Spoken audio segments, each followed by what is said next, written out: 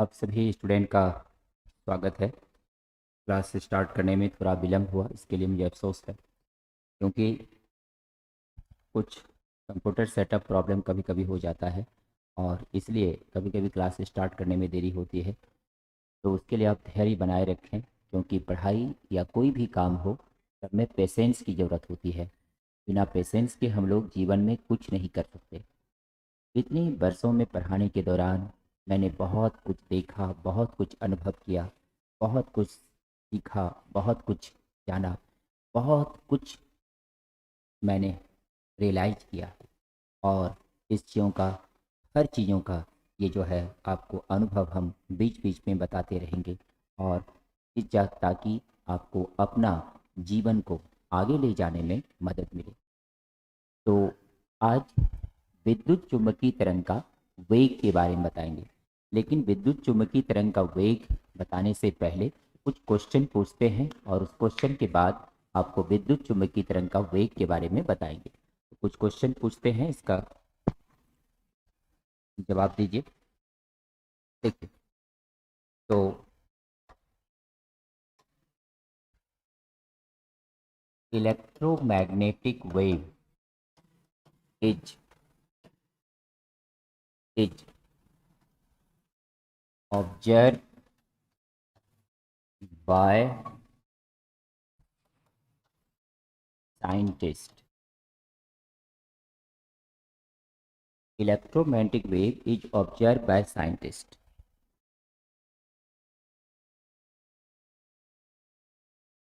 चलिए भाई, sound sound आपको आएगा, साउंड पूरा आएगा, साउंड आएगा, सभी को साउंड आएगा। मर्चेंट न्यूज, अगर आप पॉजिटिव हैं तो आप अपना होम क्वारंटाइन हो जाइए, और देखिए कि आपके घर के परिवार के और सदस्य प्रभावित न हो। इसमें सबसे पहले इसमें सबसे पहले जवाब देने वाले जो स्टूडेंट हैं वो हैं देवाशीष देवाशीष कुमार। सबसे पहले जवाब दिए हैं मैक्सवेल, सही जवाब है। और प्रियांशु ठाकुर, शिवम चौधरी, टारगेट डिफेंस, संतोष कुमार, भारती खुशी, ये सभी जो है सही जवाब दिए हैं। ब्यूटी रंजन, जेसी बोस नहीं होगा, इसमें मैक्सवेल होगा, और मैक्सवेल ने ये सबसे पहले दिए थे। अब चलिए दूसरा क्वेश्चन बताइए। दूसरा क्वेश्चन है कि विद्युत चुम्बकीय तरंग का सबसे पहले खोज कब हुआ था? विद्युत चुम्बकीय तरंग के बारे में सबसे पहले कब पता चला था? Number 2, when electromagnetic wave is observe first. विद्युत चुम्बकीय तरंग का, इसमें जवाब हो गया मैक्सवेल। मैक्सवेल जिसने जवाब दिए हैं वो बिल्कुल सही है। अब चलिए, विद्युत चुम्बकीय तरंग का खोज सबसे पहले कब हुआ था? तो इसमें सबसे पहला जवाब अंकित राज ने दिए हैं। अंकित राज, आपको धन्यवाद। जावेद ने भी जवाब दिए हैं, हीना देवी, सुनील, संगम, अशोक कुमार। देवाशीष का 88 है, लेकिन 1865। आप सबका जवाब सही आ रहा है, बहुतों का, लेकिन कुछ का जवाब रॉन्ग भी हो रहा है। चलिए, बहुत सारे स्टूडेंट जवाब दिए हैं। संतोष कुमार राज, माँ का लाडला, आप सबका सही जवाब आ रहा है। बहुत बढ़िया जवाब, बहुत बढ़िया, बहुत बढ़िया। चलिए आगे बढ़ते हैं। बहुत सारे स्टूडेंट जवाब दे चुके हैं। ये तो अब सभी का नाम पढ़ना भी मुश्किल हो रहा है, इतना सारे स्टूडेंट का जवाब आ रहा है। बिल्कुल सही है, और ये आया 1865 में। 1865 में मैक्सवेल ने सबसे पहले कंडेंसर के दो प्लेटों के बीच विद्युत चुम्बकीय तरंग का खोज किया था। तो मैक्सवेल ने कंडेंसर के दो प्लेटों के बीच विद्युत चुम्बकीय तरंग का खोज किया था। चलिए अगला क्वेश्चन है,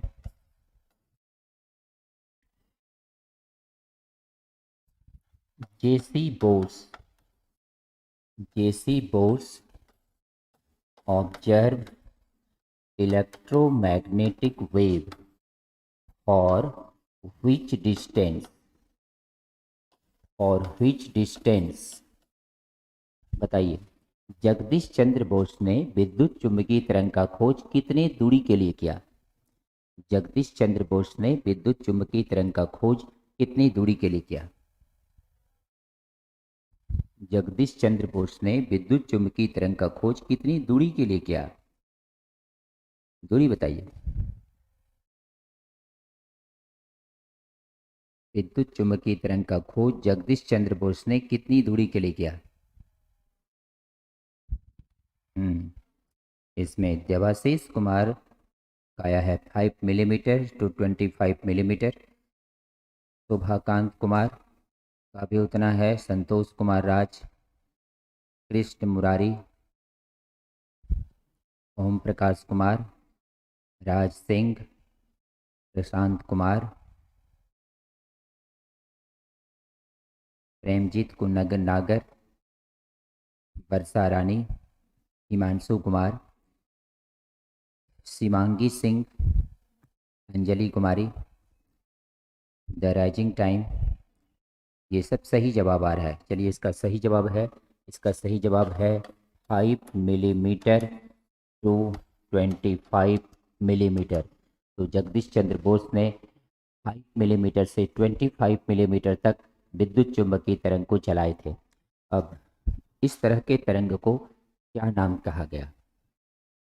name of electromagnetic wave which is observed by J.C. Bose.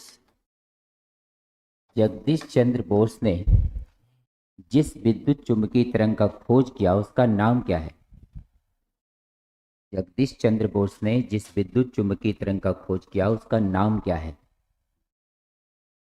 Jagdish Chandra Bose ने जिस विद्युत चुंबकीय तरंग का खोज किया उसका नाम क्या है? बताइए। जगदीश चंद्र बोस ने जिस विद्युत चुंबकीय तरंग का खोज किया उसका नाम क्या है? इसमें सबसे पहला जवाब दिए हैं Shivam Chaudhary, microwave. Alok Kumar, millimetre wave. Prashant Kumar, microwave. Sachin Raj, microwave. Debashish, millimetre wave. Santosh Kumar, रक्षमान बंसल। प्रियांशु ठाकुर दे दिए हैं displacement. Brajesh Kumar, microwave. Rupesh Kumar, microwave. Sunil Kumar, Harsh Kumar दे दिए हैं इलेक्ट्रोमैग्नेटिक वेव। चलिए इसका जो सही जवाब है वो है माइक्रोवेव। तो जगदीश चंद्र बोस ने जिस वेव का खोज किए थे उसका नाम है माइक्रोवेव, या उसको मिलीमीटर वेव भी कहते हैं। तो माइक्रोवेव या मिलीमीटर वेव। तो देखिए भाई, तो जगदीश चंद्र बोस ने जिस प्रकार के तरंग का खोज किए का नाम है माइक्रोवेव, और इन्होंने 5 मिलीमीटर से 25 मिलीमीटर तक तरंग का को चलाए थे। सबसे पहले 1865 में मैक्सवेल वैज्ञानिक ने विद्युत चुंबकीय तरंग का खोज किए थे। अब एक और क्वेश्चन लेते हैं, उसके बाद आपको आज का क्लास आगे ले चलेंगे। देखिए क्वेश्चन नंबर 5 है। क्वेश्चन नंबर 5 है,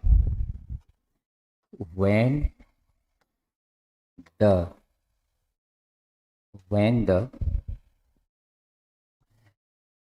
first radio broadcasting take place in India, when the radio broadcasting take place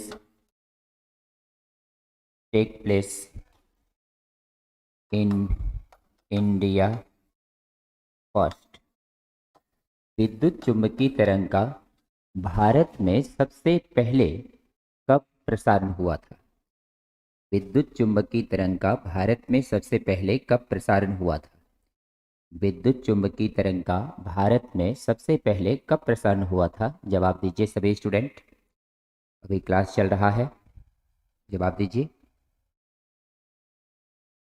विद्युत चुम्बकीय तरंग का सबसे पहले भारत में कब प्रसारण हुआ था? प्रीतम कुमार 1923, ओम प्रकाश 1923। चलिए, आप सबका बिल्कुल सही जवाब है। सोनी प्रिया 1923, प्रतिभा 1923, आप सबका सही जवाब है।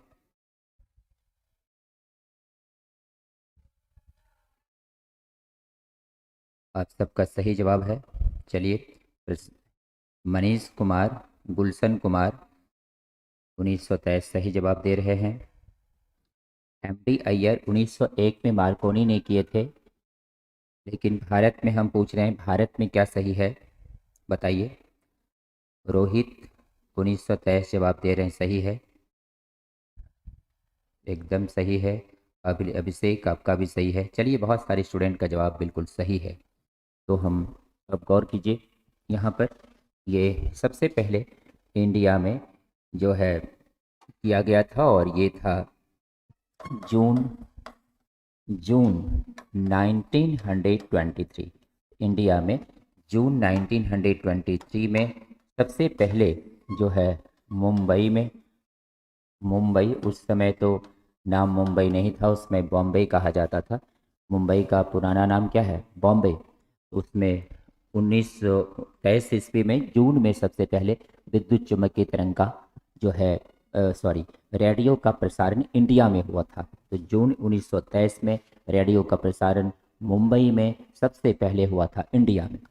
तो ये सब बात आपके लिए ऐसा है जो कि केवल क्लास 12 के लिए ही नहीं है, क्लास 12 के आगे भी आपको बहुत सारे जनरल कंपटीशन में, जनरल साइंस आप सुने होंगे, जीके जीएस, तो जीएस में आपको ये सब काम देगा। इसलिए आपको अभी से ये सब चीज़ अच्छा से याद करते चलिए। प्रतिदिन 5 क्वेश्चन आपको पूछेंगे, उस पांचों क्वेश्चन में कोशिश कीजिए कि बिना कॉपी को देखे, बिना किताब को देखे आप सही सही जवाब अगर दे पाए तो समझिए कि आपने पीछे का पढ़ाई अच्छा से किया है। इसलिए आप प्रतिदिन 5 क्वेश्चन पूछेंगे, उस पांचों क्वेश्चन का आपको जवाब देते जाना है। चलिए भाई, अब हम लोग आगे बढ़ते हैं और देखिए आज का जो अगला है वो टॉपिक क्या है आज का। आज अब हम लोग पढ़ेंगे कि विद्युत चुम्बकीय तरंग जो है इसका वेग क्या है। What is the velocity of electromagnetic wave. ये मन में प्रश्न उठता है कि विद्युत चुम्बकीय तरंग किस वेग से चलती है। तो विद्युत चुम्बकीय तरंग के चलने का वेलोसिटी क्या है, तो वेलोसिटी क्या है, इसका फार्मूला क्या है, अब यही चीज हम लोगों को आज जानना है। देखिए, गौर कीजिए।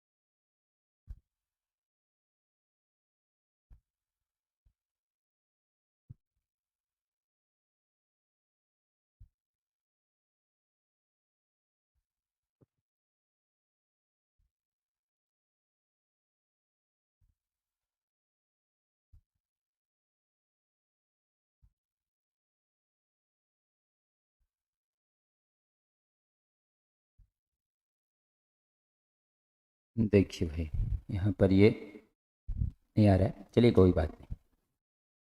तो अब आपको बता रहे हैं कि विद्युत चुम्बकीय तरंग का वेलोसिटी कैसे निकलेगा। देखिए,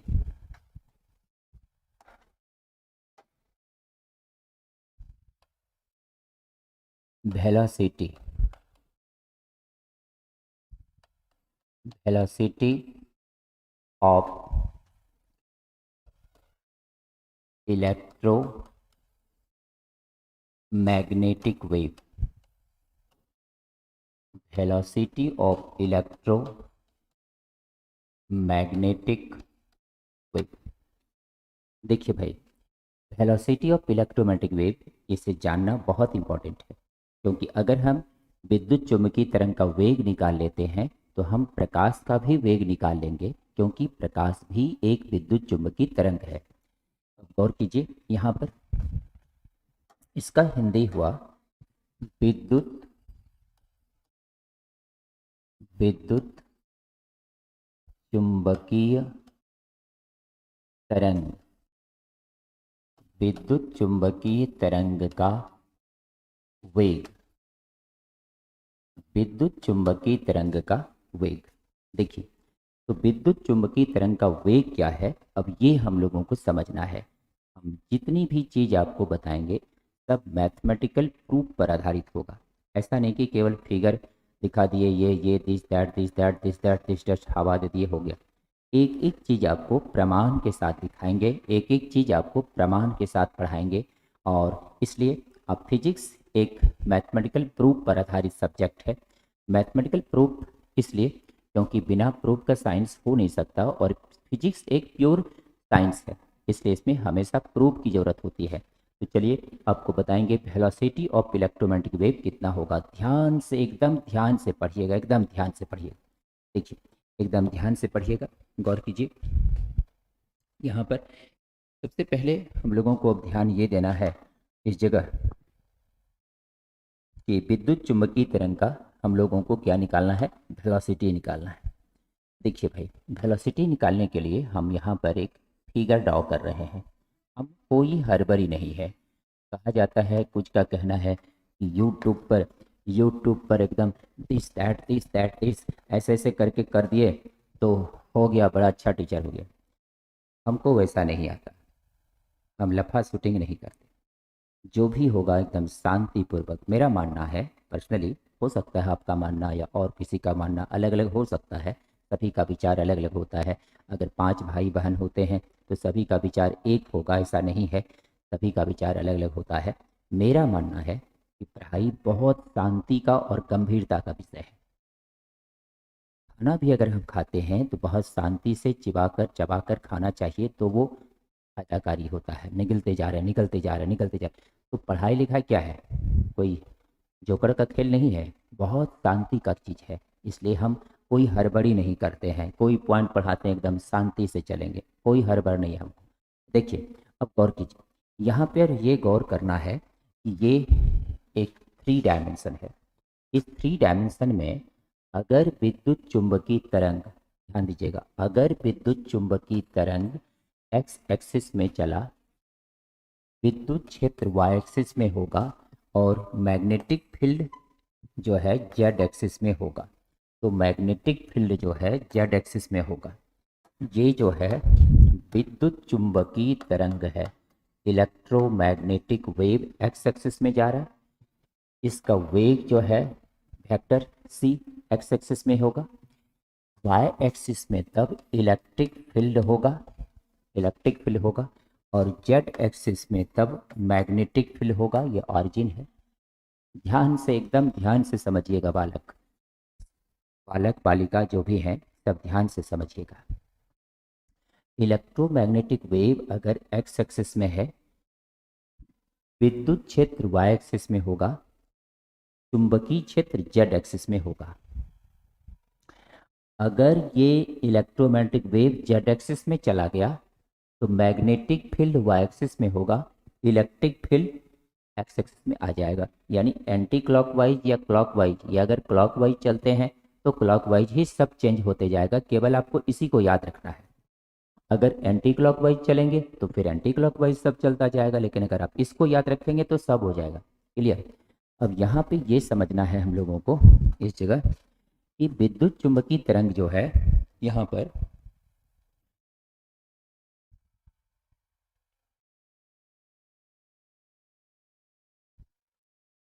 कलर, ये कलर तो दिख रहा होगा ना आप सभी को, ये कलर तो दिख रहा होगा। कुछ स्टूडेंट कह रहे हैं कलर चेंज करने के लिए, तो आज इस कलर में हम चल रहे हैं, फिर कलर चेंज करेंगे। अभी थोड़ा देर इसमें चलिए। देखिए, गौर कीजिए,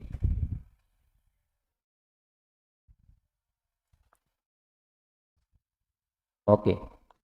देखिए, तो विद्युत चुंबकीय तरंग अगर इसमें चल रहा है, इसमें चल रहा है, एक्स एक्सिस में चल रहा है, इसका वेलोसिटी इतना है, तो विद्युत क्षेत्र जो है ये किधर होगा, वाई एक्सिस में होगा, और मैग्नेटिक फील्ड किधर होगा, तब जेड एक्सिस में होगा। अब ये समझना है हम लोगों को कि विद्युत चुंबकीय तरंग का वेग क्या होगा। अगर हम इसका इनिशियल वैल्यू को, अगर प्रारंभिक मान इसका ई नॉट मान लें, तो इसको तब हम लोग क्या मान लेंगे, बी नॉट। अब इसी चीज़ों को निकालने के लिए यहाँ पर एक डायग्राम बना रहे हैं। देखिए अब इस डायग्राम को समझिए, वही डायग्राम है, बस थोड़ा सा इसमें यहाँ पर एक्सप्लेनेशन टर्म है, गौर कीजिएगा।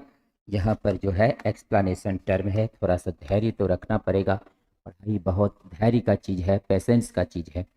अब गौर कीजिए, यहाँ पर हम लोग एक इस तरह से ड्रॉ करते हैं, एक रेक्टेंगुलर प्लेन लेते हैं। It is the rectangular plane. ये एक रेक्टेंगुलर प्लेन लेते हैं। इस रेक्टेंगुलर प्लेन का नाम मान लेते हैं ए, ये है बी, ये सी और ये डी। इस रेक्टेंगुलर प्लेन का नाम है ए बी सी डी। इतनी सी जो लंबाई है, इतनी सी जो लंबाई है यहाँ से यहाँ तक, इस लंबाई को हम लोग मान लेते हैं एल। ये तो ऑरिजिन है, और ये लंबाई इसका रेक्टेंगल का एल हो गया, और इतनी सी जो लंबाई है ये हो गया इसका डी एक्स, ये इसका डी एक्स हो गया। यहाँ पर जो मैग्नेटिक फील्ड डेवलप होगा, यहाँ पर जो मैग्नेटिक फील्ड डेवलप हो रहा है, वो मैग्नेटिक फील्ड चूँकि जेड एक्सिस का रिप्रेजेंटेशन है, इसलिए ये मैग्नेटिक फील्ड जो इसका है ये हो गया B Z. Magnetic field B Z, Z axis में है। इस तरफ इलेक्ट्रिक फील्ड का जो मान है वो ई वाई है, और इस तरफ इलेक्ट्रिक फील्ड का जो मान है E Y plus del E Y होगा। क्योंकि ये वेक्टर है इसलिए यहाँ पर वेक्टर का सिंबल लग जाएगा, वेक्टर है इसलिए वेक्टर का सिंबल लग जाएगा। बहुत इंपॉर्टेंट है, बहुत सारे बुक्स में आपको नहीं मिलेगा। देखिए हम एक मूलभूत और फंडामेंटल टीचर रहे हैं, हम वो दिस दैट पे नहीं जाएंगे। हम बस जो भी होगा एक एक चीज़ आपको प्रमाण के साथ बस फिजिक्स में बताएंगे। देखिए डायग्राम तो बताएंगे ही, बहुत सारे डायग्राम द्वारा भी समझाएंगे आपको, लेकिन हम हमेशा प्रमाण के साथ चलेंगे, इस बात पर हमेशा ध्यान दीजिएगा। देखिए तो यहाँ पर ये हो गया ई वाई, ये हो गया E Y vector plus del E Y.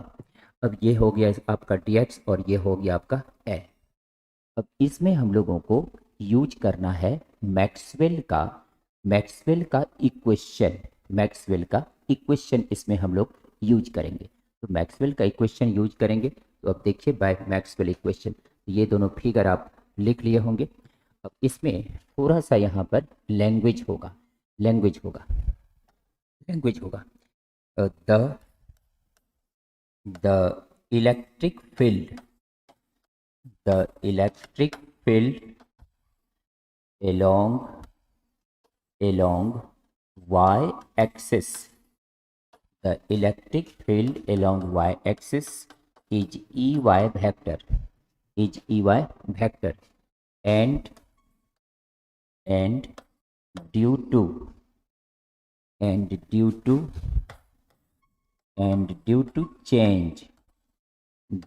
change in electric field, due to change in electric field, vector Ey plus D E Y, change in electric field कितना हो जाएगा, वेक्टर ई वाई, ये हो गया E Y का मान, और ये हो गया चेंज, इधर से इधर गया फिर चेंज किया, और ये हो गया vector E Y plus D E Y, ये चेंज कर गया।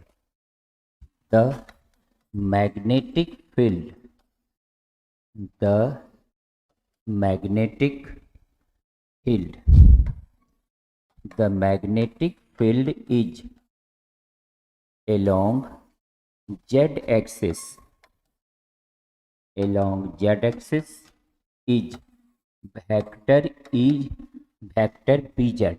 ये जो मैग्नेटिक फील्ड है जेड एक्सिस में है, और ये क्या है, वेक्टर dz है। मैग्नेटिक फील्ड जो है ये जेड एक्सिस में कितना है, वेक्टर dz है, magnetic field along Z axis. अब देखिए, अब आपको यहाँ पर मुख्य रूप से थोड़ा सा हिंदी मीडियम के जो स्टूडेंट हैं वो हिंदी में लिख लीजिए। देखिए भाई, हिंदी है, वाई अक्ष के सापेक्ष विद्युत क्षेत्र वेक्टर ई वाई है। वाई अक्ष के सापेक्ष विद्युत क्षेत्र वेक्टर ई वाई है। और विद्युत क्षेत्र में परिवर्तन के कारण, विद्युत क्षेत्र में परिवर्तन के कारण E Y vector plus D E Y है। तब चुंबकीय क्षेत्र जेड अक्ष के सापेक्ष, तब चुंबकीय क्षेत्र जेड अक्ष के सापेक्ष वेक्टर ई जेड है, वेक्टर ई जेड है। बस इतना ही चीज आपको लिखना है। देखिए भाई, थैंक यू अमन मिश्रा, हितेश कुमार, हिंदी भी बोल रहे हैं हितेश कुमार, आप हिंदी में लिख सकते हैं।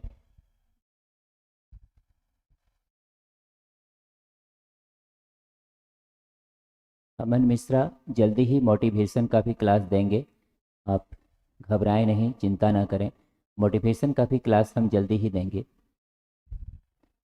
जल्दी ही मोटिवेशन का क्लास देंगे। अमन मिश्रा, आप बहुत बार मैसेज कर चुके हैं, आपको हम देख देख लिए हैं, अब आप मैसेज ना करें, आपको आपका मैसेज हम देख लिए हैं, मोटिवेशन का क्लास हम जल्दी ही देंगे। ओके,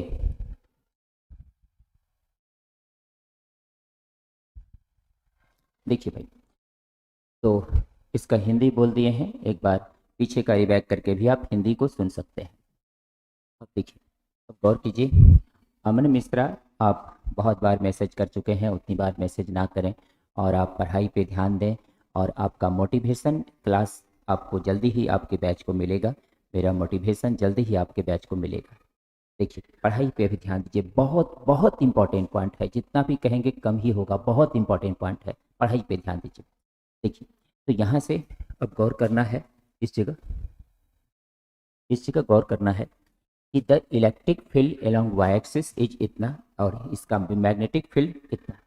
अब देखिए, by Maxwell's equation, by Maxwell's equation, by Maxwell's equation, Maxwell के समीकरण से, मैक्सवेल का समीकरण पीछे बताए होंगे, फोर इक्वेशन, उसमें एक लॉरेंज फोर्स का भी होता है, लेकिन वो एप्लीकेबल उतना नहीं है, लेकिन ये फोर जो बताए हैं गॉस का थ्योरम से, गॉस के नियम से, फैराडे का विद्युत चुम्बकीय प्रेरण के नियम से, और फिर आपका एम्पियर और मैक्सवेल के नियम से। तो चार ये समीकरण मैक्सवेल का बहुत इंपॉर्टेंट है इलेक्ट्रोमैग्नेटिक वेव के लिए। अब ये गौर कीजिए यहाँ पर कि मैक्सवेल का इक्वेशन यहाँ पर इंड्यूस्ड ईएमएफ का मान फैराडे के नियम से, तो यहाँ पर बाय मैक्सवेल्स इक्वेशन ये होता है formula integration vector E dot vector DL equal to होता है D I B, magnetic field के लिए है, और बाय ये हो गया डी टी, यहाँ साइन माइनस होता है ना। तो यहाँ पर मैक्सवेल इक्वेशन इतना होता है।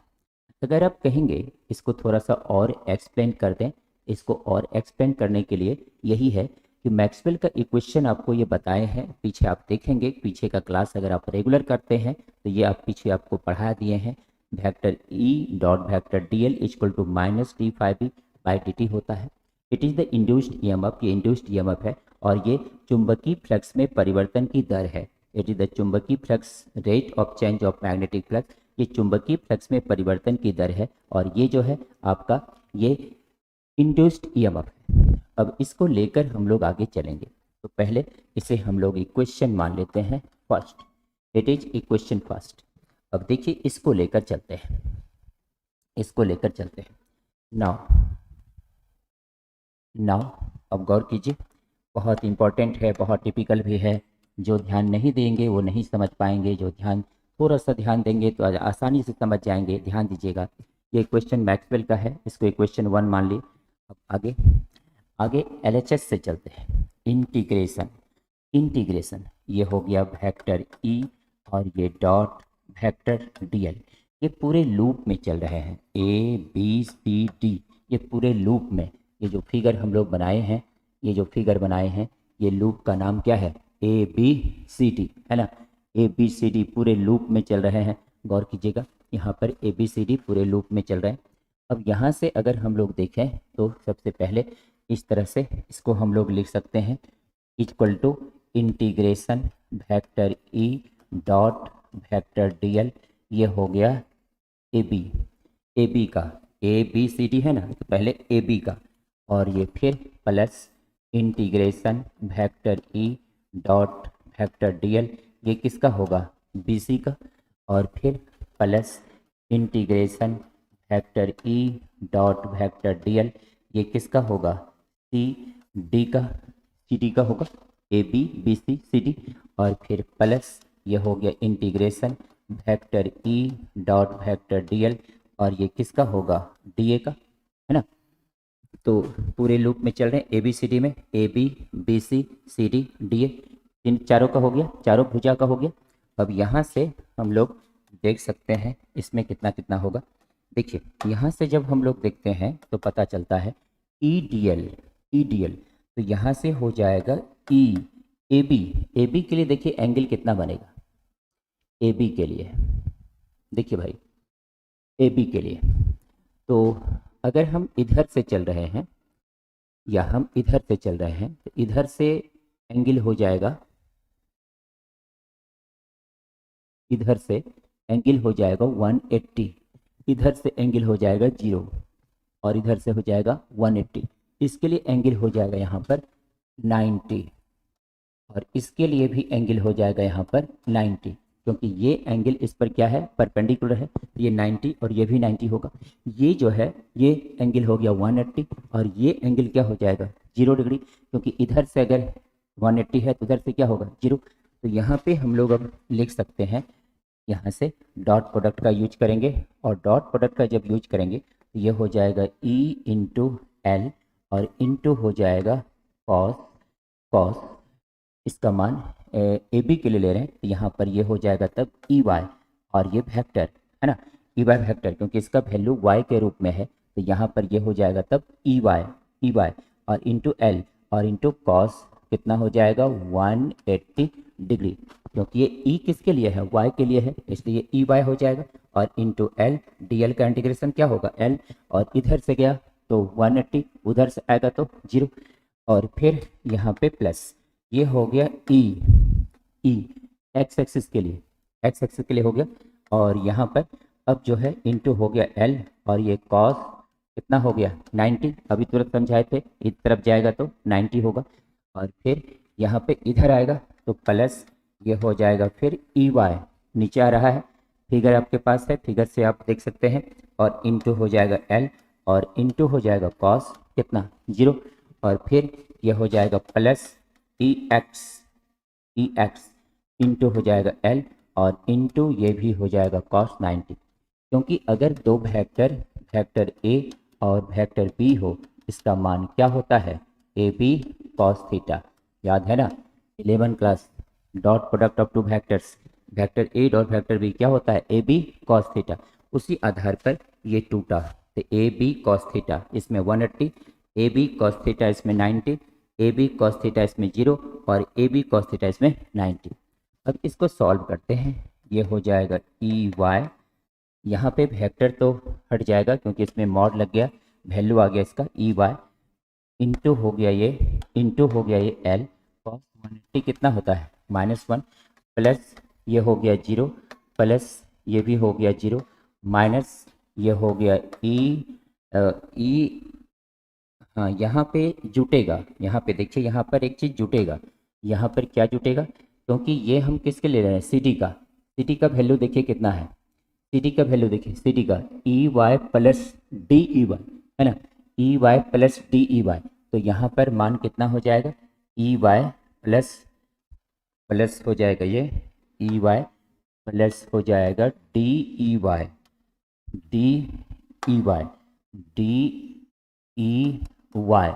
और इंटू कितना है ये कॉस 0 है ना, उधर वाला लेना पड़ेगा ना EY प्लस DEY। अब यहाँ से ये हो गया EY और ये प्लस DEY, और यहाँ पर ये हो गया प्लस, यहाँ हो गया माइनस, और cos 0 कितना होता है 1, और प्लस ये कितना हो गया 0। देखिए भाई एक बार फिर से समझाएंगे, लेकिन अभी पहली बार गौर कीजिए, ध्यान दे करके समझने का। एक बार फिर से समझाएंगे, अभी पहली बार गौर कीजिए।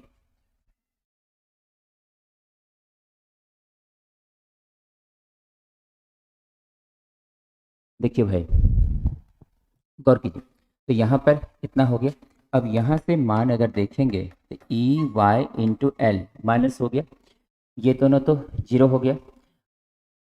ओहो, यहाँ तो एक बार जीरो लिख ही चुके हैं ना, एक बार यहाँ जीरो लिख ही चुके हैं, तब दोबारा लिखने की ज़रूरत नहीं है। और यहाँ पे प्लस इतना हो गया। अब गौर ये करना है हम लोगों को, यहाँ पे minus E Y into L, और ये हो गया प्लस, प्लस ये हो गया ई वाई इंटू, यहाँ पर एल छूट गया है। देखिए यही हो जाता है हड़बड़ी में, यहाँ पे क्या होगा एल होगा, और इंटू क्या होगा कॉस 0, तो यहाँ पे एल होगा और कॉस 0 का 1 हो गया। अब देखिए, अब यहाँ से हम लोग देख सकते हैं इस जगह कि ई वाई इंटू एल और plus D E Y into L plus 0 इतना बचेगा। ये वाला जो टर्म है ई वाई इंटू एल क्या हो गया cancel, E Y into L क्या हो गया कैंसिल। तो बचा कितना, ये बच गया हम लोगों को इंटीग्रेशन, इंटीग्रेशन इसका मान बच गया E vector dot vector DL, इसका मान बच गया। और ये हम लोगों को कितना आ गया, ये आ गया डी ई वाई और इंटू एल, इसको मान लिए हम लोग इक्वेशन नंबर सेकेंड। देखिए भाई अब equation number second, equation number second हम लोगों को मिल गया। अब इक्वेशन सेकेंड जब मिल गया तो ये इक्वेशन सेकेंड हम लोगों को प्राप्त हो गया। अब इक्वेशन सेकेंड के बाद अब ये समझना है इक्वेशन सेकेंड में, अब देखिए इक्वेशन सेकेंड ये मिल गया हम लोगों को। इक्वेशन 1 पहले से पता है, मैक्सवेल के इक्वेशन से चले हैं। अब यहाँ से आगे जब बढ़ते हैं, आगे जब बढ़ते हैं तो गौर कीजिए, इस जगह आगे जब बढ़ेंगे तो क्या होगा, आगे जब चलेंगे तो यहाँ पर change electric field and magnetic field, electric field and magnetic field, electric field and magnetic field and magnetic field varying with time, varying with time, तो varying with time, तो यहाँ पे ये टाइम के साथ वैरी कर रहा है, varying with time। तो यहाँ पर जो E का मान होगा y के लिए, y एक्सिस में इलेक्ट्रिक फील्ड है, ये हो जाएगा E नॉट, और ये होगा sign K X minus omega T. इसको समझाएंगे कैसे हुआ। अब यहाँ पे जो ई नहीं, यहाँ पे जो अब बी है, बी मैग्नेटिक फील्ड, ये मैग्नेटिक फील्ड जेड एक्सिस में है, इसका मान हो जाएगा बी नॉट, और ये हो जाएगा साइन, ये हो जाएगा के एक्स माइनस ओमेगा टी। ये हो गया इक्वेशन नंबर 3, ये हो गया इक्वेशन नंबर 4। अगर अब आपको ये लग रहा है ये कैसे हो गया, इसके बारे में समझाते हैं। ये कैसे हो गया, कैसे हो गया, ये जो समीकरण हम लोग लिखते हैं ये कहाँ से लिखते हैं, किसी भी तरह का डिस्प्लेसमेंट का समीकरण, पोटेंशियल का समीकरण, ईएमएफ का समीकरण, चुंबकीय क्षेत्र का समीकरण कहाँ से लिखते हैं, एसएचएम से लिखते हैं, एसएचएम से। तो यहाँ पर रफ वर्क है, सिंस y इक्वल टू पढ़े होंगे एसएचएम में साइन ओमेगा टी, ये रफ वर्क है, इसको it is the rough work, ये रफ वर्क है, it is not the part of theory, ये थ्योरी का पार्ट नहीं है, it is only the rough work, ये रफ वर्क है। तो यहाँ पर इन एसएचएम 11 क्लास में एसएचएम है, एसएचएम में इसके बारे में पढ़ते हैं। वाई डिस्प्लेसमेंट है, ए एम्पलीट्यूड है, और ये क्या है फेज है। इसी को हम लोग लिख सकते हैं वाई इक्वल टू, यहाँ पर ये हो जाता है तब वाई नॉट, इसका मैक्सिमम वैल्यू वाई का वाई नॉट, और ये तब हो जाता है साइन, और ये आ जाता है K X minus omega T. तो यहाँ पर फेज के रूप में चेंज कर जाता है। तो यही जो समीकरण है वो इस रूप में कन्वर्ट हो जाता है एसएचएम में, जो कि 11 क्लास में है। उसी चीज़ों को हम लोग यहाँ पर यूज करते हैं। ये इलेक्ट्रिक फील्ड के लिए है, ये मैग्नेटिक फील्ड के लिए है। तो यहाँ पर ये हो गया इलेक्ट्रिक फील्ड का और ये हो गया मैग्नेटिक फील्ड का। तो यहाँ से देख सकते हैं ये हो गया इलेक्ट्रिक फील्ड और ये हो गया मैग्नेटिक फील्ड। तो इलेक्ट्रिक फील्ड का हो गया और वो मैग्नेटिक फील्ड का हो गया। तो दोनों फील्ड का हम लोगों को आ गया। इक्वेशन नंबर 3, क्वेश्चन नंबर 4 इसके सहायता से, एसएचएम के सहायता से। अब आगे हम लोग बढ़ेंगे और यहाँ से चलेंगे इक्वेशन नंबर कहाँ से, 1 से। इक्वेशन नंबर 1 से, इक्वेशन 1 देखिए क्या है, E vector E dot vector D L equal to minus D five B by D T, यही है। अब यहाँ से आगे चलते हैं फ्रॉम इक्वेशन 1 से, फ्रॉम इक्वेशन 1 देखिए, फ्रॉम इक्वेशन 1 से, फ्रॉम इक्वेशन नंबर 1 यह है integration of vector E dot vector D L equal to minus D five B और बाय ये क्या है डी टी, यही है। अब यहाँ पे गौर करना है कि फाइव बी का क्या मान होगा। फाइव बी का मान हम लोग को निकालना पड़ेगा पहले। तो फाइव बी का मान निकालना पड़ेगा। फाइव है क्या, फाइव जो है ये चुंबकीय फ्लक्स है, चुंबकीय फ्लक्स है। कब, जब चुंबकीय क्षेत्र है तब चुंबकीय फ्लक्स होता है। तो चुंबकीय फ्लक्स का मान कितना होगा पहले अब ये समझना होगा। तो देखिए, तो चुंबकीय फ्लक्स का मान हम लोग यहाँ से निकाल लेते हैं। ये एक रफ वर्क हो गया। मैग्नेटिक फ्लक्स का मान, मैग्नेटिक फ्लक्स, तो मैग्नेटिक फ्लक्स का जो मान है वो होता है magnetic field into area, magnetic field into area, है ना। मैग्नेटिक फ्लक्स इक्वल टू होता है magnetic field into area, magnetic flux equal to होता है मैग्नेटिक फील्ड इनटू एरिया। इसको हम लोग अगर लिखेंगे हिंदी में, इसका हिंदी होगा चुंबकीय फ्लक्स, चुंबकीय फ्लक्स, चुंबकीय फ्लक्स ये बराबर होगा चुंबकीय क्षेत्र, चुंबकीय क्षेत्र, चुंबकीय क्षेत्र और गुना क्षेत्रफल, चुंबकीय क्षेत्र गुना क्षेत्रफल, यही होता है चुंबकीय क्षेत्र गुना क्षेत्रफल। तो चुंबकीय फ्लक्स बराबर होता है चुंबकीय क्षेत्र गुना चुंबकीय क्षेत्रफल। अब यहाँ से हम लोग इसको मैग्नेटिक फ्लक्स को डिनोट करते हैं फाइव बी से, मैग्नेटिक फ्लक्स को डिनोट करते हैं फाइव बी से, मैग्नेटिक फील्ड को डिनोट करते हैं बी से, क्योंकि ये जेड एक्सिस में है इसलिए यहाँ पर बी जेड और इनटू ये हो गया एरिया ए। मैग्नेटिक फील्ड तो जेड एक्सिस में है ही, एरिया कितना होगा, एरिया होगा लंबाई गुना चौड़ाई। तो एरिया कितना होगा, लंबाई गुना चौड़ाई। देखिए भाई, तो लंबाई गुना चौड़ाई होगा एरिया। तो यहाँ से आपको एरिया का मान बताते हैं फिगर में। देखिए, तो ये हो गया इसका लंबाई, लंबाई और ये हो गया चौड़ाई। तो लंबाई गुना चौड़ाई कितना होगा, L into D x, L into D x, यही एरिया होगा। एल इंटू डी एक्स जो है यहाँ पर एरिया हो जाएगा, एल इंटू डी एक्स ये एरिया हो जाएगा। तो यहाँ से हम लोग लिख सकते हैं ये हो जाएगा बी जेड और ये होगा एल इंटू डी एक्स।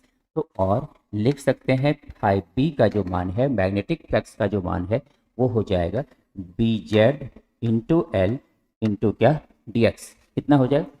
अब यहाँ से हम लोग चल रहे हैं। अब गौर कीजिएगा, मैंने पहले ही कहा था इसमें वही स्टूडेंट ध्यान से समझ पाएंगे जो कि एकदम शांत चित्त से समझेंगे। अभी हम एसएमएस अब क्या लिख रहे हैं हम उस पर कोई ध्यान नहीं दे रहे हैं, क्योंकि हमें अभी आपको समझाना है।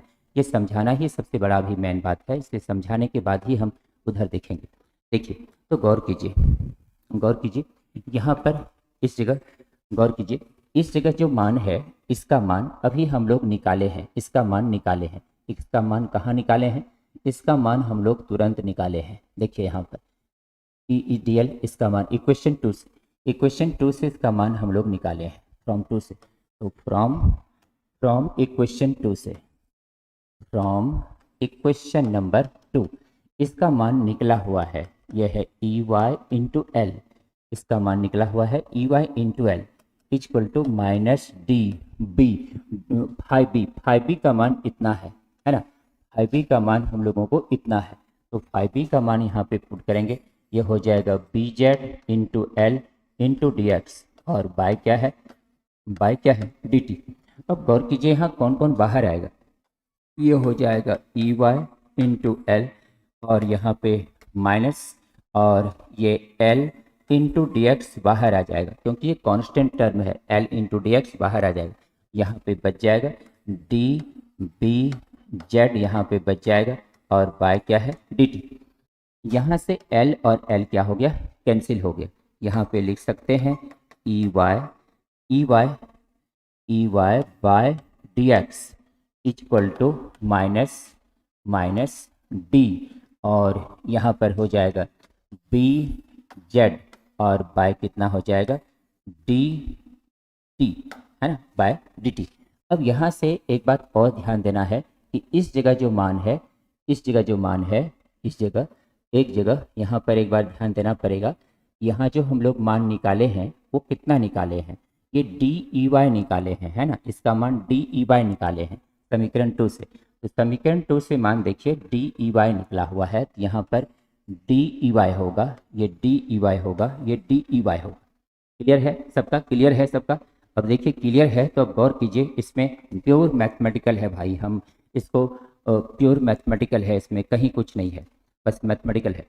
तो यहाँ पे ई वाई और ये E B Z, E Y और बी जेड, ई वाई और बी जेड का मान अभी तुरंत आया है, ई वाई और बी जेड का मान अभी हमारे पास है। ई वाई और बी जेड का मान अब रखेंगे। देखिए ई वाई और बी जेड का मान कहाँ है, ई वाई और बी जेड का मान कहाँ है, इक्वेशन नंबर 3 इक्वेशन नंबर 4, ये ई वाई का मान है ई नॉट साइन इतना, और ये इक्वेशन नंबर 4 में इसका मान है। तो यहाँ से हम लोग ले लेंगे from 3 and 4, from equation number 3 and equation number 4, equation number 3 and equation number 4 से, इक्वेशन नंबर 3 एंड 4 से ये हो जाएगा डी, और यहाँ पर इसका मान है ई नॉट, ये है साइन, ये है K X minus omega T. E Y का मान ऊपर में जो था उसको यहाँ रख दिए, और बाय कितना हो गया D X equal to minus D. B Z का मान भी ऊपर में है 4 नंबर में, उसको यहाँ रख रहे हैं, ये हो जाएगा B naught into sine, sine ये हो गया बी नॉट इंटू साइन, ये हो गया के एक्स और माइनस हो गया ओमेगा टी, इतना हो गया।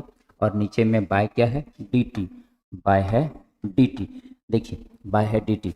अब गौर करना है यहाँ पर, इस जगह जो है x के रेस्पेक्ट में डिफ्रेंसिएशन होगा, और यहाँ t के रेस्पेक्ट में डिफ्रेंसिएशन होगा, यहाँ x के रेस्पेक्ट में और यहाँ t के रेस्पेक्ट में। तो अब यहाँ पे देख सकते हैं, और ये ई नोट जो है ये बाहर हो गया, यहाँ पे इंटू ये हो गया sine, sine sine differentiation sine K X, तो डिफ्रेंसिएशन जब इसका करेंगे साइन थीटा का क्या होता है कॉस थीटा, तो यहाँ पे हो जाएगा कॉस, कॉस ये हो जाएगा के एक्स माइनस ओमेगा टी, और एक्स के रेस्पेक्ट में इसका हो जाएगा के, और इंटू इसका क्या हो जाएगा जीरो, तो यहाँ पर हो जाएगा के और माइनस माइनस यहाँ पर क्या हो जाएगा जीरो। इसका differentiation function of function double function है, ये एक फंक्शन है इसका हो गया, और फिर इसका करेंगे तो के माइनस जीरो, और ये इक्वल माइनस यहाँ पर हो गया बी नॉट, ये साइन थीटा का क्या होगा फिर कॉस थीटा, तो साइन थीटा का हो जाएगा यहाँ पर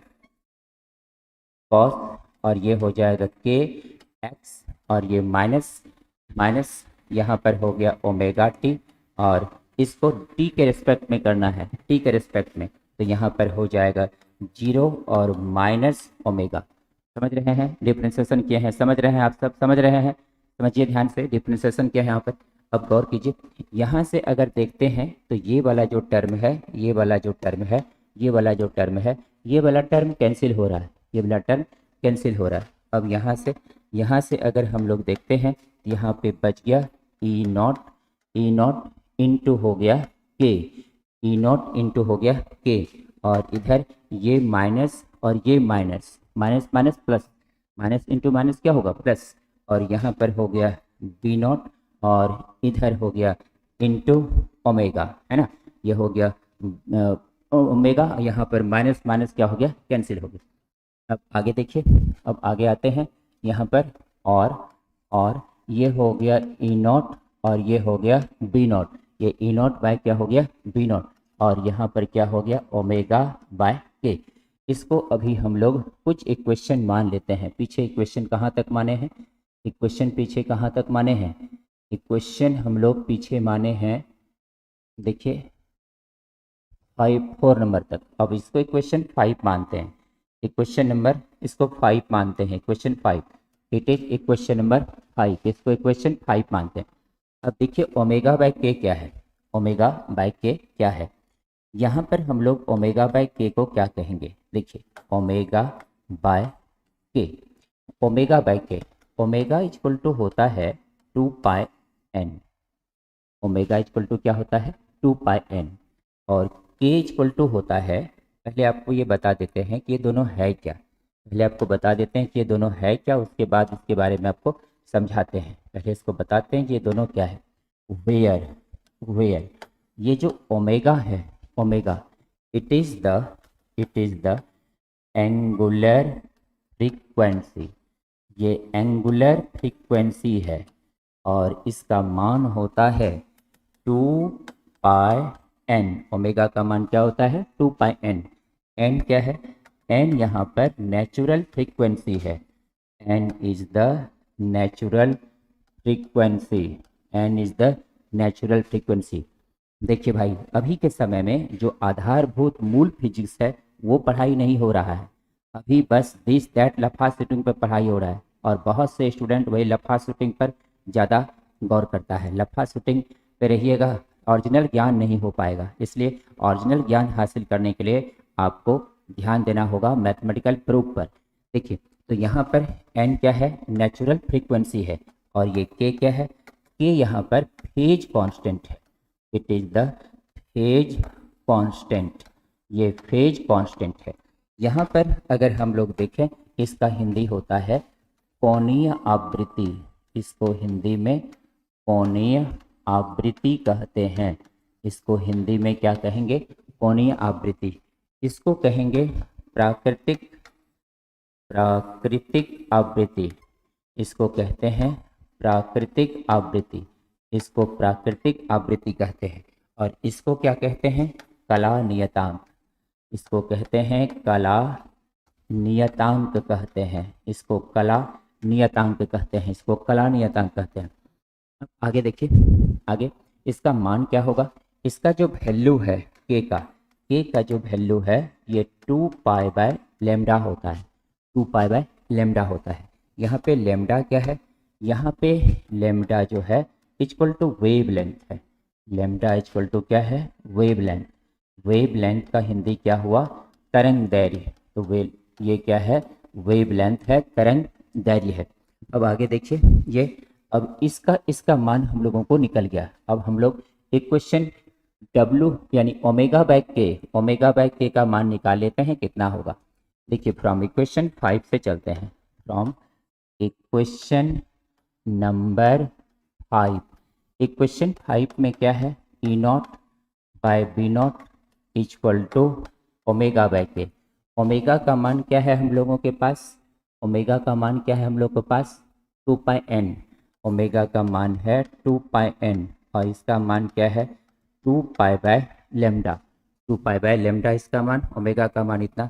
अब इस कंडीशन में देख सकते हैं 2 पाई क्या हो गया, कैंसिल हो गया, 2 पाई कैंसिल हो गया, तो यहाँ पर क्या हो गया, एन लेमडा है ना, 2 पाई कैंसिल हो गया, क्या हो गया, एन लेमडा, तो यहाँ पर बच गया N into lambda. N into lambda क्या है, आवृत्ति गुना तरंग दैर्घ्य, आवृत्ति गुना तरंग दैर्घ्य को क्या कहते हैं, वेग, आवृत्ति गुना तरंग दैर्घ्य क्या है, वेग। तो देखिए तो यहाँ पर frequency, frequency, frequency into wavelength, frequency into wavelength equal to होता है velocity, frequency into wavelength equal to क्या होता है, वेलोसिटी। तो यहाँ पर n इंटू लेमडा का मान क्या होगा, c, यहाँ पर विद्युत चुंबकीय तरंग के वेग को क्या लेते हैं, c, n इंटू लेमडा कितना होगा, c। तो यहाँ से हम लोग देख सकते हैं, तब इस जगह देख सकते हैं यहाँ पर ई नॉट बाय हो गया बी नॉट इक्वल टू हो गया c, n इंटू लेमडा का मान क्या हो गया, c हो गया। अब इसको चूंकि इलेक्ट्रिक फील्ड भी वेक्टर है, मैग्नेटिक फील्ड भी वेक्टर है, ये भी वेक्टर है, इसको हम लोग इस रूप में भी लिख सकते हैं, E naught vector mod by हो गया B naught vector mod equal to हो गया सी वेक्टर मॉड। अब सी वेक्टर मॉड। अब देखिए भाई, एक दिन विद्युत चुम्बकीय तरंग हम पढ़ा रहे थे उस चैप्टर में क्या हुआ, ये चीज़ हम बताए थे वेलोसिटी के बारे में। और उस वेलोसिटी के बारे में विद्युत चुम्बकीय तरंग का वो चैप्टर जो पढ़ाए थे, पहला क्लास याद कीजिए, उसमें ये फार्मूला हम पढ़ाए थे। ये फार्मूला जब हम पढ़ाए थे तो भागलपुर के ही एक टीचर ने क्या किया कि मेरा स्क्रीनशॉट लेकर के, एक टीचर का ग्रुप है, उस टीचर के ग्रुप पे डाल दिया और बोल दिया कि देखिए ये बड़े टीचर क्या पढ़ाते हैं। देखिए कितना लो मेंटेलिटी है, कितना लो मेंटेलिटी है, इसको पकड़िए, कितना गंदा सोच है, इसको पकड़िए। कब पकड़िएगा, पकड़िए इसको। इसको इस जो हम पढ़ाए थे फर्स्ट क्लास जो इलेक्ट्रोमैग्नेटिक वेव का, उसका स्क्रीनशॉट ले लिया, स्क्रीनशॉट लेकर के टीचर वाले ग्रुप पे डाल दिया। और टीचर वाले ग्रुप पे डाल करके कहता है देखिए क्या पढ़ा। बहुत ढेर सारा टीचर ने कहा ये बहुत गलत बात है। बहुत ने नेट को सर्च किया, बहुत ने गूगल को सर्च किया, देखा सबने कि सही था, बिल्कुल ये सही था। तो किस तरह से विद्यार्थी के माइंड को क्रश किया जा रहा है, किस तरह के स्टूडेंट के माइंड को क्रश किया जा रहा है, इस बात को आप सब समझिए। हम एक बहुत सीधे साधे इंसान हैं, हमें इस तरह के राजनीति से कोई लेना देना नहीं है। लेकिन हम आप सभी से आग्रह करते हैं, आप सभी तमाम स्टूडेंट से आग्रह करते हैं, अगर कुछ गलत है तो मुझे बताइए। मेरा अगर एक मिस्टेक किसी तरह से भूल से लिखा जाएगा तो पूरा शहर, पूरा डिस्ट्रिक्ट, पूरा सब जगह गूगल ये वो कर करके हंगामा मचाया जाता है। लेकिन अगर किसी का गलती होता है तो माफ़ कीजिएगा, माफ़ कीजिएगा, माफ़ कीजिएगा, माफ़ कीजिएगा, माफ़ कीजिएगा, 1000 बार क्लास में बोलता है। तो बताइए, तो ये इस तरह का आदत क्या है। छोटी मोटी उस तरह के मिस्टेक माइंड से किसी से भी हो सकता है, किसी भी टीचर से हो सकता है, किसी भी वैज्ञानिक से हो सकता है, सबसे हो सकता है। तो मेरा गलती नहीं था, ये सारा चीज़ मेरा बिल्कुल सही था। गूगल से भी सर्च करके बहुत से आदमी ने देखा, कहा कि मेरा सही है, अमन सर सही बताया। लेकिन इस तरह का गंदा व्यवहारिकता, गंदा सोच बहुत गलत है। इस चीज़ों से आप सभी स्टूडेंट सावधान रहिए, इस चीज़ों को समझिए और आगे बढ़िए।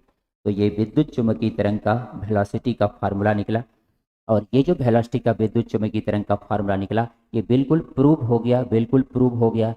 ऐसा नहीं है कि इसमें ये अब मिट जाएगा, ये इसमें बिल्कुल पड़ा हुआ रहेगा, बिल्कुल इसमें पड़ा हुआ रहेगा।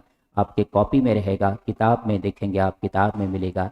कोई भी चीज़ सही है वो हर जगह मिलेगा, लेकिन एक ही चीज़ों को अलग अलग किताब में भी अलग अलग तरीक़ा से व्यक्त किया जाता है। इसलिए उस बातों को भी आपको समझना चाहिए, इस चीज़ों को भी समझना चाहिए। इतने बरसों का मेरा जो ये जो मेहनत है वो यूँ ही नहीं है, उसके पीछे भी बहुत कुछ मेहनत, मैंने इस पर बहुत कुछ किया है। और ऐसा नहीं है कि मैं पहले जो पढ़ाता था आज भी वही पढ़ा रहा हूँ। हर साल, हर साल मैं अपने आप को बिल्कुल अपडेट करता हूँ, बिल्कुल चेंज करता हूँ, बिल्कुल नया चीज़ स्टूडेंट के सामने बताता हूँ, और इसलिए नए तरीक़ा से बताता हूँ। लेकिन ऐसा नहीं है कि हम केवल दिस दैट ये वो कह करके चलेंगे, ऐसा नहीं है। हमारे ऊपर भी बहुत सारी स्टूडेंट की जवाबदेही है। लगभग 3000 स्टूडेंट एडमिशन लिए हैं, लेकिन अभी लाइव क्लास में देखिए कितने स्टूडेंट आ पाते हैं, बहुत कम स्टूडेंट आ पाते हैं। बहुत सारे स्टूडेंट के पास आज भी मोबाइल नहीं है, बहुत सारे स्टूडेंट का पास नेटवर्क का प्रॉब्लम है, गांव में चले गए हैं। इसलिए जब क्लास खुलता है ऑफलाइन तो क्लास पूरा भर जाता है, सारा क्लास भरा हुआ होता है, कहीं कोई प्रॉब्लम नहीं है। लेकिन ऑनलाइन में स्टूडेंट जो है कुछ दिग्भ्रमित होते हैं, कोई कुछ बोल देता है, कोई कुछ बोल देता है। तो दिग्भ्रमित मत होइए, अपने आप को बैलेंस कीजिए, समझिए, समझिए।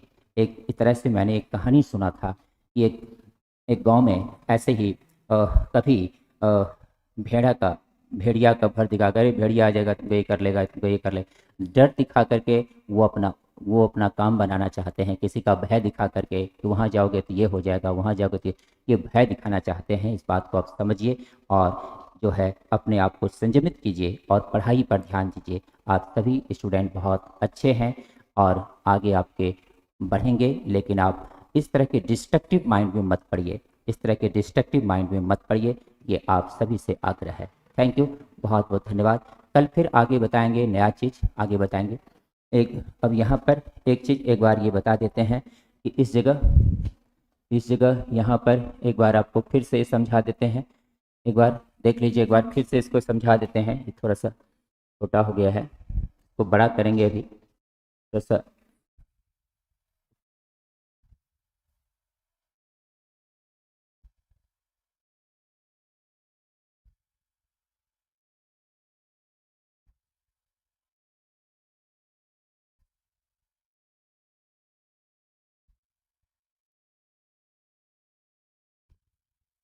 अरे भाई, उतना बड़ा काहे हो गया, थोड़ा छोटा रहो। ठीक है। देखिए एक बार फिर समझा देते हैं, 2 मिनट लगेगा, 2 मिनट। देखिए, विद्युत चुम्बकीय तरंग का वेग, वेलोसिटी ऑफ इलेक्ट्रोमैग्नेटिक वेव। विद्युत चुम्बकीय तरंग अगर एक्स एक्सिस में है तो चुंबकीय क्षेत्र ये जो है कुछ नहीं है, इसको मिटा दीजिए, ये लेकर कुछ नहीं है। अगर विद्युत चुम्बकीय तरंग एक्स एक्सिस में है तो चुंबकीय क्षेत्र वाई एक्सिस में होगा, और विद्युत क्षेत्र जो है एक्स एक्सिस में होगा। ये इसका फिगर है, ए बी सी डी एक यहाँ क्षेत्र लिए हैं, और ये जो ए बी सी डी एक क्षेत्र लिए हैं इसमें ये इसका लेंथ एल है, इसकी चौड़ाई डी एक्स है, ये ई वाई है, और ये E Y plus D Y है। ये यहाँ पे लिखा हुआ है लैंग्वेज, लैंग्वेज तो आप समझ ही रहे हैं। अब इसमें देखिए आगे, मैक्सवेल का इक्वेशन है, पीछे 4 इक्वेशन बताए हैं, 5वां भी होता है लॉरेंज का, लेकिन 4 मेन इंपॉर्टेंट है। ये यहाँ से चले हैं और इसको फिर पूरे लूप में लगाए हैं, ABCD में एक एक भुजा का निकाले हैं, एक एक भुजा का डॉट प्रोडक्ट के आधार पे तोड़े हैं। डॉट प्रोडक्ट के आधार पे जब इसको तोड़े हैं, इसका मान इतना आ गया है, इतना आ गया इसका मान DEY इंटू एल। अब यहाँ पे क्या किए हैं, यहाँ पे क्या किए हैं कि electric field and magnetic field varying with time, varying with time निकाले हैं। यहाँ पे इलेक्ट्रिक फील्ड का मान SHM के मेथड से, ये क्या है SHM है, SHM के मेथड से निकाले हैं, और SHM के मेथड से इलेक्ट्रिक फील्ड का जो ये मान है SHM के मेथड से निकाले हैं, और SHM के मेथड से ये है सिंपल हार्मोनिक मोशन। इसको हम लोग SHM को सिंपल हार्मोनिक मोशन कहते हैं। सिंपल हार्मोनिक मोशन के आधार पर ये मान हम लोग निकाले हैं, सिंपल हार्मोनिक मोशन के आधार पर निकाले हैं। अब यहाँ से जो है आगे जब बढ़ते हैं हम लोग, आगे जब बढ़ते हैं तो यहाँ पर इलेक्ट्रिक फील्ड का मान हो गया, वाई एक्सिस में इलेक्ट्रिक फील्ड होता है, हो गया ई not sign K x omega T. इस आधार पर मैग्नेटिक फील्ड का मान जेड एक्सिस में हो गया इतना। और फिर अब यहाँ से इसको सिंप्लीफाई किए हैं क्वेश्चन 1 से। यहाँ से मैग्नेटिक फ्लक्स का मान होता है मैग्नेटिक फील्ड इंटू एरिया, चुंबकीय क्षेत्र इंटू क्षेत्रफल। मैग्नेटिक फ्लक्स हो गया 5b, ये bz into area, bz into L into D x, ये हो जाएगा 5b into bz into L into D x. ये मान यहाँ पर हम लोग पुट कर दिए, इसका मान पीछे निकाले थे उसको पुट कर दिए, इसके बाद इसको सॉल्व किए। इसके बाद जब सॉल्व किए तो देखिए एल एल कट गया, यहाँ पे इतना आ गया। इसका मान ऊपर से निकाले थे, यहाँ पुट किए, इसका मान भी निकाले हैं पुट किए। इसके बाद यहाँ पर डिफ्रेंशिएशन हो गया, यहाँ पर क्या हुआ डिफ्रेंशिएशन, इस जगह डिफ्रेंशिएशन हो गया, ये एक्स के रिस्पेक्ट में हो गया या टी के रिस्पेक्ट में हो गया, और ये जब डिफ्रेंशिएशन हो गया इसका मान इतना आ गया। ये ओमेगा यहाँ पर एंगुलर फ्रीक्वेंसी है, omega is the angular frequency, कोणीय आवृत्ति, इसका मान 2πn होता है, 2πn। एन नेचुरल फ्रीक्वेंसी है कि यहाँ पर फेज कांस्टेंट है, इसका मान 2π/λ होता है। उसके बाद जब इसको सॉल्व करेंगे तो E0/B0 ओमेगा बाय के, इसका मान n हो गया। एन लेमडा जो है वो सी के बराबर होता है, सी के बराबर होता है एन लेमडा का मान, एन लेमडा सी के बराबर है। तो E0/B0 इक्वल टू क्या हो गया, E0/B0 इक्वल टू क्या हो गया सी। इससे क्या साबित हुआ, इससे साबित हुआ कि ये जो वेलोसिटी है, इससे ये साबित हो गया कि वेलोसिटी जो है, velocity of electromagnetic wave, velocity of electromagnetic wave equal to हो गया इलेक्ट्रिक फील्ड बाय हो गया मैग्नेटिक फील्ड, इलेक्ट्रिक फील्ड और बाय हो गया मैग्नेटिक फील्ड। इलेक्ट्रिक फील्ड का जो मान है, वेलोसिटी का मान जो है वो सी से डिनोट करते हैं यहाँ पर। यही प्रकाश का वेलोसिटी भी होता है, क्योंकि प्रकाश भी विद्युत चुम्बकीय तरंग है सी, और ये हो जाएगा E0 और यहाँ पर हो गया B0। तो यही इसका छोटा सा फार्मूला निकला। तो आप देखते हैं कि छोटा छोटा फार्मूला निकालने में भी बहुत लंबा थ्योरी होता है, छोटा छोटा फिजिक्स इसलिए आसान नहीं है, फिजिक्स आसान नहीं है, लफा शूटिंग करके फिजिक्स नहीं चल सकता, बहुत मेहनत है, इसलिए गौर कीजिए। यहाँ पर C = E0/B0 हो गया, इसका मतलब विद्युत क्षेत्र बटे चुंबकीय क्षेत्र, विद्युत क्षेत्र का परिमाण बटे चुंबकीय क्षेत्र का परिमाण ही विद्युत चुंबकीय तरंग का वेग होता है। विद्युत चुंबकीय तरंग का वेग विद्युत क्षेत्र का परिमाण बटे चुंबकीय क्षेत्र के परिमाण के बराबर होता है। Thank you. आज हम लोगों ने विद्युत चुंबकीय तरंग का वेग के बारे में पढ़ा और इसका पूरा डिटेल थ्योरी ने आपने समझा। थैंक यू, बहुत बहुत धन्यवाद। अपने आप का ध्यान रखिए। Thank you so much.